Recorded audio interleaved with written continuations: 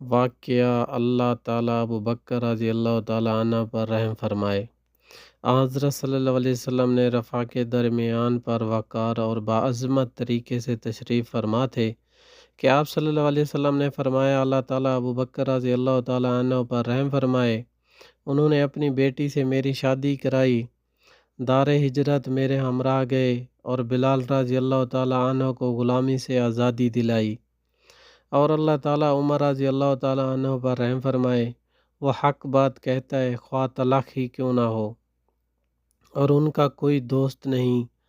اللہ تعالیٰ عثمان پر رحم فرمائے جن سے فرشتے حیا کرتے ہیں، اور اللہ تعالیٰ علی رضی اللہ تعالیٰ عنہ پر رحم فرمائے، اے اللہ جہاں یہ جائیں حق کو ان کے ساتھ ہی پھیر دے۔ واقعہ صدیق اکبر رضی اللہ تعالیٰ عنہ نے 2 بار تصدیق کی۔ ایک آدمی حضرت ابو بکر صدیق رضی اللہ تعالیٰ عنہ کے پاس بیٹھا تھا۔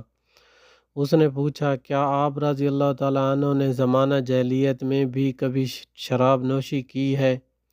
ابو بکر صدیق رضی اللہ عنہ نے اعوذ باللہ پڑھی۔ اس نے پوچھا، کیوں؟ ابو بکر رضی اللہ تعالیٰ عنہ نے فرمایا کہ میں اپنی عزت کو بچاتا تھا اور اپنی اخلاقی قدروں کا تحفظ کرتا تھا، کیونکہ جو شخص شراب پیتا اس کی عزت و آبرو خاک میں مل جاتی تھی۔ یہ بات رسول اللہ صلی اللہ علیہ وسلم کو پہنچی تو آپ صلی اللہ علیہ وسلم نے فرمایا کہ ابو بکر رضی اللہ تعالیٰ عنہ نے 2 بار تصدیق کی ہے۔ واقعہ کھانے میں برکت۔ حضرت ابو بکر صدیق رضی اللہ تعالیٰ عنہ اپنے ساتھ 3 مہمانوں کو لے کر گھر پہنچے، پھر مہمانوں کو اپنے بیٹے کے پاس چھوڑا اور خود رسالت مآب صلی اللہ علیہ وسلم کے ساتھ رات کا کھانا تناول فرمانے کے لیے تشریف لے گئے۔ کشانہ اقدس صلی اللہ علیہ وسلم پر رات کا ایک حصہ گزارنے کے بعد گھر واپس آئے تو اپنی بیوی سے پوچھا، مہمانوں کو کھانا کیوں نہیں دیا؟ تمہیں کھانا کھلانے میں کیا چیز منع ہوئی؟ بیوی نے کہا کہ مہمانوں نے آپ کے بغیر کھانا کھانے سے انکار کیا۔ حضرت ابو بکر صدیق رضی اللہ تعالی عنہ نے فرمایا کہ خدا کی قسم میں بھی یہ کھانا بالکل نہیں کھاؤں گا۔ پھر جب انہوں نے کھانا مہمانوں کے سامنے پیش کیا اور فرمایا کہ کھاؤ تو وہ کھانے لگے۔ ان میں سے ایک آدمی نے کہا، خدا کی قسم ہم جو لقمہ بھی اٹھاتے اس کے نیچے سے اور زیادہ نکل آتا تھا، یہاں تک کہ ہم سیر ہو گئے، یعنی کہ کھانا پورا کھا لیا، اور باقی بچا ہوا کھانا اس کھانے سے زیادہ ہے جو پیش کیا گیا تھا۔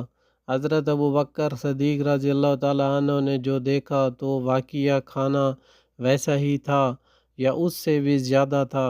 اپنی بیوی سے فرمانے لگے، اے بنی فراس کی بہن، یہ کیا ہوا؟ وہ خوشی سے کہنے لگی، واقعی یہ تو پہلے سے 3 گنا زیادہ معلوم ہوتا ہے۔ اس کے بعد حضرت ابو بکر صدیق رضی اللہ تعالیٰ عنہ وہ کھانا رسول اللہ صلی اللہ علیہ وسلم کی خدمت میں لے گئے۔ واقعہ اہل بدر کی شان۔ حضرت ابو بکر صدیق رضی اللہ تعالیٰ عنہ کے پاس کچھ مال آیا تو آپ رضی اللہ تعالیٰ عنہ نے لوگوں میں وہ مال برابر طریقے سے تقسیم کر دیا۔ حضرت عمر رضی اللہ تعالیٰ عنہ نے کہا کہ اے خلیفہ رسول صلی اللہ علیہ وسلم، آپ رضی اللہ تعالیٰ عنہ اہل بدر اور دوسرے لوگوں کے درمیان برابر کا برتاؤ کرتے ہیں۔ حضرت ابو بکر صدیق رضی اللہ تعالیٰ عنہ نے فرمایا کہ دنیا تو مقصد تک پہنچنے کا ایک ذریعہ ہے اور اس میں زیادہ وسعت زیادہ بہتر ہے۔ پھر ایک دن حضرت ابو بکر صدیق رضی اللہ تعالیٰ عنہ مختلف وفود روانہ فرما رہے تھے اور مختلف مہمات میں امر و مقرر کر رہے تھے کہ ایک آدمی یہ دیکھ کر آپ رضی اللہ تعالیٰ عنہ نے کسی بدری صحابی رضی اللہ تعالیٰ عنہ کو نہیں بھیجا۔ آپ رضی اللہ تعالیٰ عنہ سے کہنے لگا کہ اے خلیفہ رسول صلی اللہ علیہ وسلم، آپ رضی اللہ تعالیٰ عنہ اہل بدر کو عمل کیوں نہیں مقرر کرتے؟ آپ رضی اللہ تعالیٰ عنہ نے فرمایا کہ مجھے ان کے مقام کا علم ہے، لیکن میں یہ بات پسند نہیں کرتا کہ ان کو دنیا میں آلودہ کروں۔ واقعہ ابو بکر رضی اللہ تعالیٰ عنہ اور ان کے احسانات کا بدلہ۔ حضور اقدس صلی اللہ علیہ وسلم نے رسول حضرت صدیق اکبر رضی اللہ تعالیٰ عنہ کے فضائل و مناقب بیان کرتے ہوئے فرمایا، ہم نے ابو بکر رضی اللہ تعالیٰ عنہ کے سوا ہر ایک کا بدلہ چکا دیا ہے، کیونکہ ان کے ہم پر ایسے احسانات ہیں کہ اللہ تعالیٰ ہی قیامت کے روز ان کو بدلہ ان کو دیں گے۔ اور جس قدر ابو بکر صدیق رضی اللہ تعالیٰ عنہ کے مال نے مجھے نفع پہنچایا، اتنا نفع مجھے اور کسی کے مال نے نہیں پہنچایا۔ واقعہ حضرت ابو بکر صدیق رضی اللہ تعالیٰ عنہ کے چند فضائل۔ مسجد کے صحن میں حضرت سعد بن المسیب رحمۃ اللہ علیہ بیٹھے تھے۔ آپ رحمۃ اللہ علیہ کے ارد گرد لوگ بھی جمع تھے۔ لوگوں نے صدیق اکبر رضی اللہ تعالیٰ عنہ کے متعلق کچھ معلوم کرنا چاہا تو آپ رحمۃ اللہ علیہ نے فرمایا کہ ابو بکر صدیق رضی اللہ تعالیٰ عنہ کا حضور صلی اللہ علیہ وسلم کی نظر میں ایک وزیر کا مقام تھا۔ حضور صلی اللہ علیہ وسلم تمام اہم و امور میں ان سے مشورات فرماتے تھے۔ ابو بکر صدیق رضی اللہ تعالیٰ عنہ ثانی السلام تھے، نیز غار میں بھی ثانی السنین دو میں سے دوسرے تھے۔ غزوہ بدر کے موقع پر بھی قریش میں ثانی یہی تھے اور قبر مبارک میں بھی یہی ثانی ہیں، اور حضور اکرم صلی اللہ علیہ وسلم کسی کو ان پر مقدم نہیں رکھتے تھے۔ ایک آدمی حضرت علی بن الحسین رضی اللہ تعالیٰ عنہم کے پاس آیا اور اس نے سوال کیا کہ حضور صلی اللہ علیہ وسلم کی نظر میں حضرت ابو بکر اور حضرت عمر رضی اللہ عنہم کے کیا مقام تھا؟ آپ رضی اللہ تعالیٰ عنہ نے فرمایا کہ حضور صلی اللہ علیہ وسلم کی نظر میں ان کا مقام وہی تھا جو اس وقت ان کا مقام ہے، یعنی جیسے ان کی قبریں حضور صلی اللہ علیہ وسلم کی قبر مبارک کے ساتھ۔ واقعہ اپنی اصلاح کی فکر کرو۔ فکر و غم کی کیفیت میں صدیق اکبر رضی اللہ تعالیٰ عنہ ممبر پر جلوہ افروز ہوئے اور حمد و ثنا کے بعد فرمایا، لوگو تم یہ آیت مبارک پڑھتے ہو، ترجمہ، لیکن اس کے معنی کو خلاف محل مقام پر معمول کرتے ہو، حالانکہ میں نے سرکار دو عالم صلی اللہ علیہ وسلم کو یہ ارشاد فرماتے ہوئے سنا ہے کہ لوگ جب کوئی کام خلاف شرع ہوتے دیکھیں اور ان کا کام کو نہ روکیں تو ان قریب اللہ سب کو عذاب میں گرفتار کریں گے، پھر اس عذاب کو ان سے دور نہیں کریں گے۔ واقعہ اگر عظیم مرتبہ حاصل کرنا چاہتے ہو تو حضور اکرم صلی اللہ علیہ وسلم نے حضرت عزار رضی اللہ تعالیٰ عنہ کے لیے کھجوروں کی ایک تھیلی دینے کا حکم دیا۔ آپ صلی اللہ علیہ وسلم نے فرمایا کہ فلاں انصاری آدمی سے جا کر لے لو۔ حضرت عزار رضی اللہ تعالیٰ عنہ مرنی رضی اللہ تعالیٰ عنہ اس انصاری آدمی کے پاس گئے اور اس سے کھجور کی تھیلی مانگی تو اس نے ٹال مٹول کی اور دینے سے انکار کر دیا۔ حضرت اگر حضور اقدس صلی اللہ علیہ وسلم کی خدمت میں واپس آئے اور سارا قصہ سنایا۔ حضور صلی اللہ علیہ وسلم نے حضرت ابو بکر صدیق اکبر رضی اللہ تعالیٰ عنہ کے ذمہ یہ کام لگایا کہ وہ ان کے ساتھ اس انصاری آدمی کے پاس جائیں اور اس سے کھجوروں کی تھیلی وصول کریں۔ حضرت اگر کہتے ہیں کہ جب ابو بکر صدیق رضی اللہ تعالیٰ عنہ نے مجھ سے مسجد میں ملنے کا وعدہ کیا، جب ہم صبح کی نماز پڑھ چکے تھے تو میں نے حضرت ابو بکر صدیق رضی اللہ عنہ کو حساب وعدہ اپنی جگہ پایا، چنانچہ ہم اس انصاری آدمی کے پاس چلے۔ جب بھی صدیق اکبر رضی اللہ تعالیٰ عنہ کسی آدمی کو دور سے دیکھتے اسے سلام کرتے، پھر مجھ سے فرمایا کہ اگر تم یہ چاہتے ہو کہ تمہیں عظیم مرتبہ حاصل ہو تو سلام کرنے میں کوئی شخص تم پر سبقت نہ لے جائے گا۔ واقعہ مجھے فرمائیے میں اس کی گردن اڑاتا ہوں۔ ایک مرتبہ حضرت ابو بکر صدیق رضی اللہ تعالیٰ عنہ کو ایک آدمی پر اتنا سخت غصہ آیا کہ اس سے قبل آپ رضی اللہ تعالیٰ عنہ کو اس قدر شدید غصے کی حالت میں نہیں دیکھا گیا۔ یہ حالت دیکھ کر ابو ہریرہ رضی اللہ تعالیٰ عنہ نے عرض کیا، اے خلیفہ رسول صلی اللہ علیہ وسلم، آپ رضی اللہ تعالیٰ عنہ مجھے فرمائیے، میں اس کی گردن اڑاتا ہوں۔ یہ بات سنتے ہی حضرت ابو بکر صدیق رضی اللہ تعالیٰ عنہ کا غصہ فروغ ہوا۔ آتش غضب میں کمی آئی تو ابو ہریرہ رضی اللہ تعالیٰ عنہ سے فرمایا تیری ماں تجھے پر روئے، تو نے یہ کیوں کہا؟ ابو ہریرہ رضی اللہ تعالیٰ عنہ نے کہا کہ خدا کی قسم اگر آپ رضی اللہ تعالیٰ عنہ مجھے قتل کرنے کا حکم دیتے تو میں اس کو ضرور قتل کر دیتا۔ حضرت ابو بکر صدیق رضی اللہ تعالیٰ عنہ نے فرمایا کہ اے ابو ہریرہ رضی اللہ تعالیٰ عنہ، تیری ماں تجھ پر روئے، یہ حق تو رسول اللہ صلی اللہ علیہ وسلم کے بعد کسی کو حاصل نہیں ہے۔ واقعہ تیرا مال تیرے باپ کی ملکیت ہے۔ ایک آدمی حضرت ابو بکر صدیق رضی اللہ تعالیٰ عنہ کے پاس آیا۔ آپ رضی اللہ تعالیٰ عنہ ان دونوں خلیفۃ المسلمین تھے۔ اس آدمی نے اظہار افسوس کرتے ہوئے یہ شکوہ کیا کہ میرا باپ میرا سارا مال اپنے قبضے میں کر کے اس کا صفائیہ ہی کرنا چاہتا ہے۔ ابو بکر صدیق رضی اللہ تعالیٰ عنہ نے اس آدمی کے باپ کو بلایا اور اس سے فرمایا کہ تمہیں اس کا صرف اتنا مال لینے کا حق ہے جو تیرے لیے کافی ہو۔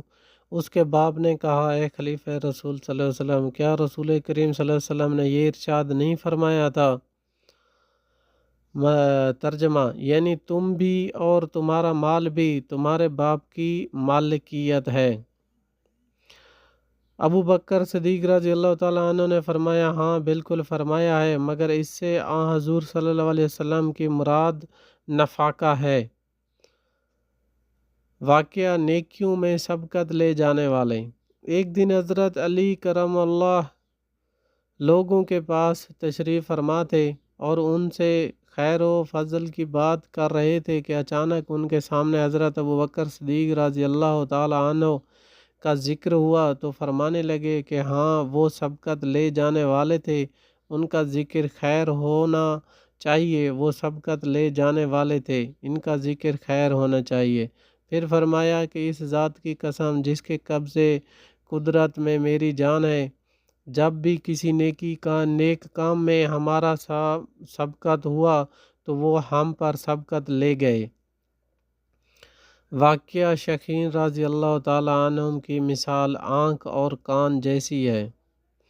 نبی کریم صلی اللہ علیہ وسلم نے اپنے صحابہ رضی اللہ تعالیٰ عنہ کو کتاب اللہ کی تعلیم کی نصیحت و ہدایت دیتے ہوئے فرمایا، قرآن 4 آدمیوں سے سیکھو، ابن عبدہ معاذ ابی اور سالم مولی ابی حذیفہ رضی اللہ تعالیٰ عنہ سے۔ میں نے ارادہ کیا کہ ان حضرات کو لوگوں کی طرف بھیجوں جیسے عیسیٰ بن مریم علیہ السلام نے اپنے حواریوں کو بنی اسرائیل کی طرف بھیجا۔ ایک شخص نے عرض کیا یا رسول اللہ صلی اللہ علیہ وسلم، ابو بکر اور عمر رضی اللہ تعالیٰ عنہ کا آپ صلی اللہ علیہ وسلم کی نظر میں کیا مقام ہے؟ آپ صلی اللہ علیہ وسلم نے فرمایا کہ میں ان دونوں سے مستغنی نہیں ہوں، دین میں ان دونوں کی مثال تو آنکھ اور کان جیسی ہے۔ واقعہ جو شخص ذرا برابر عمل کرے گا۔ ایک دفعہ حضرت ابو بکر صدیق رضی اللہ تعالیٰ عنہ رسول اللہ صلی اللہ علیہ وسلم کے ساتھ بیٹھے کھانا کھا رہے تھے کہ یہ آیت مبارکہ نازل ہوئی۔ ترجمہ پس جو شخص ذرا برابر نیکی کرے گا وہ اس کو وہاں دیکھ لے گا، اور جو شخص ذرا برابر بدی کرے گا وہ اس کو دیکھ لے گا۔ ابو بکر صدیق رضی اللہ تعالیٰ عنہ نے فوراً کھانا چھوڑ دیا اور گھبراتے ہوئے عرض کیا یا رسول اللہ صلی اللہ علیہ وسلم، کیا ہم اپنی تمام برائیوں کو اگلے جہاں میں دیکھیں گے؟ حضور صلی اللہ علیہ وسلم نے فرمایا کہ جو تم ناگوار حالات دیکھتے ہو یہ وہی ہیں جس کا تمہیں بدلہ دیا جاتا ہے، اور نیک کاروں کو آخرت میں ملے گی۔ واقعہ اہل جنت کے بوڑھوں کے سردار۔ ایک مرتبہ حضرت ابو بکر اور حضرت عمر رضی اللہ تعالیٰ عنہ تشریف لائے تو سردار دو عالم صلی اللہ علیہ وسلم نے فرمایا، یہ شخص تمام اول و آخر اہل جنت کے بوڑھوں کے سردار ہیں، مگر انبیاء اور مرسلین اس سے مجتنی ہیں۔ پھر آپ صلی اللہ علیہ وسلم نے فرمایا، اے علی رضی اللہ تعالیٰ عنہ ان کو نہ بتانا۔ واقعہ حوض کوثر پر رفاقت نبوی صلی اللہ علیہ وسلم۔ ایک دن حضرت ابو بکر رضی اللہ تعالیٰ عنہ نبی اکرم صلی اللہ علیہ وسلم کی خدمت سے اقدس میں بیٹھے تھے کہ حضور صلی اللہ علیہ وسلم نے ارشاد فرمایا، اے ابو بکر صدیق رضی اللہ تعالیٰ عنہ، تم حوض کوثر پر میرے رفیق ہو اور غار میں میرے صاحب ہو۔ واقعہ بیت المال کھولو۔ حضرت ابو بکر صدیق رضی اللہ تعالیٰ عنہ کا اوالی مدینہ میں مشہور گھر تھا جس کا کوئی چوکیدار نہیں تھا۔ کسی نے آپ رضی اللہ تعالیٰ عنہ سے عرض کیا، اے خلیفہ رسول صلی اللہ علیہ وسلم، آپ رضی اللہ تعالیٰ عنہ بیت المال کے لیے کوئی پہرے دار مقرر کیوں نہیں کرتے؟ آپ رضی اللہ تعالیٰ عنہ نے فرمایا، وہاں تو خطرہ نہیں۔ پوچھا گیا کہ وہ کیوں؟ فرمایا کہ اس پر قفل تالا لگایا ہوا ہے۔ در حقیقت حضرت ابو بکر صدیق رضی اللہ تعالیٰ عنہ بیت المال کا سارا مال ضرورت مندوں میں تقسیم کر دیا کرتے تھے، یہاں تک کہ اس میں کچھ باقی نہ رہا تھا۔ جب ابو بکر صدیق رضی اللہ تعالیٰ عنہ مدینہ منتقل ہو گئے تو بیت المال کو بھی اپنے رہائشی گھر میں منتقل کر لیا۔ جب کوئی مال آتا تو ابو بکر صدیق رضی اللہ عنہ اس کو بیت المال میں رکھ دیتے، پھر لوگوں میں تقسیم کر دیتے، حتیٰ کہ کچھ بھی باقی نہ رہتا۔ حضرت ابو بکر صدیق رضی اللہ تعالیٰ عنہ کی جب وفات ہو گئی اور آپ رضی اللہ تعالیٰ عنہ کی تدفین بھی عمل میں آ گئی تو حضرت عمر رضی اللہ تعالیٰ عنہ نے خزانچوں کو طلب کیا اور ان کے ہمراہ ابو بکر رضی اللہ تعالیٰ عنہ کے بیت المال میں تشریف لے گئے۔ آپ رضی اللہ تعالیٰ عنہ کے پاس عبد الرحمن بن عوف رضی اللہ تعالیٰ عنہ، عثمان بن عفان رضی اللہ تعالیٰ عنہ بھی تھے۔ بیت المال کھولا تو اس میں نہ دینار ملا اور نہ درہم۔ ایک بوری ملی، اس کو چھٹکا تو اس سے 1 درہم نکلا۔